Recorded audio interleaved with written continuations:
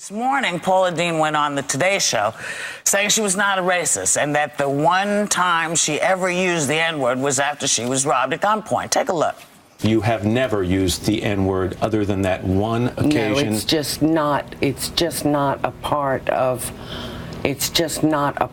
who we are. Would you have fired you? Would I have fired me? Knowing me? No. If there's anyone out there that has never said something that they wish they could take back, if you're out there, please pick up that stone and throw it so hard in my head that it kills me.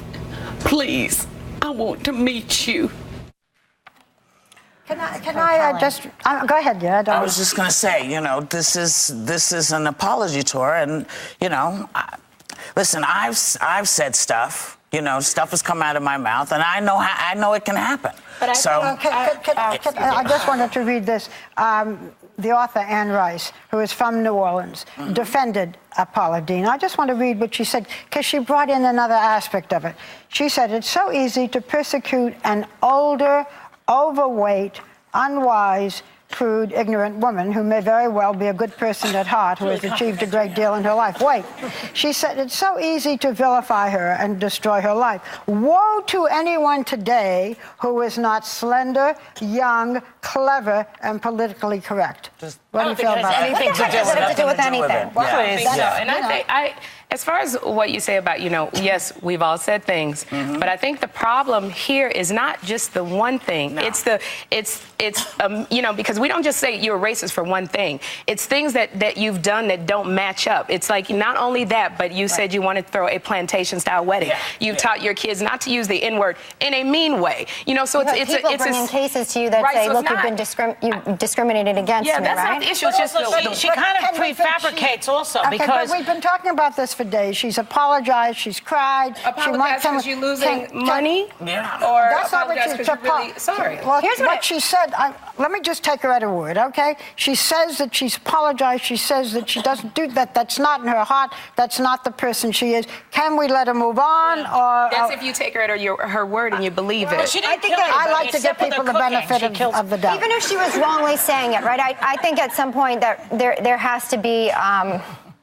I do believe in the ultimate redemption for those who are truly sorry. I think that everyone should be afforded that chance. This is one that will be determined by her sponsors, by the people who love her, and ultimately our God. So, but I also do believe that if we are then now looking at, as we should, what people have said as it relates to the N-word, go in every single locker room in professional teams, get on every single field. You will see and hear. I'm just saying that word is. Pass me the rule book then, because I personally have said on this show many times, I hate that word, I despise that word. Then don't use it. Do not use it. But I'm saying, don't get distracted, and that's what I felt was happening here. Right. When you say, I went into the kitchen, and it distresses me to hear those young people that word, that's a whole different discussion, because when you have an air, if you're the boss, you set the atmosphere for your job. So if it distresses you to hear young people using the N-word, then you call a meeting and you go, I don't want to hear that word. Right. So you're making a separate issue. Me? Because you're talking, so I'm saying. No, I'm saying you. I'm not saying who's you. Who's the I'm boss saying you, you're talking about? I'm talking about Paula Deen. Okay, that's what I'm talking about. I thought you were saying. And I said, I'm not the boss. She's the boss. She skirted around different things. Like he asked her about the plantation-style wedding. She didn't answer. She went back to her grandson. Yeah. I'm going.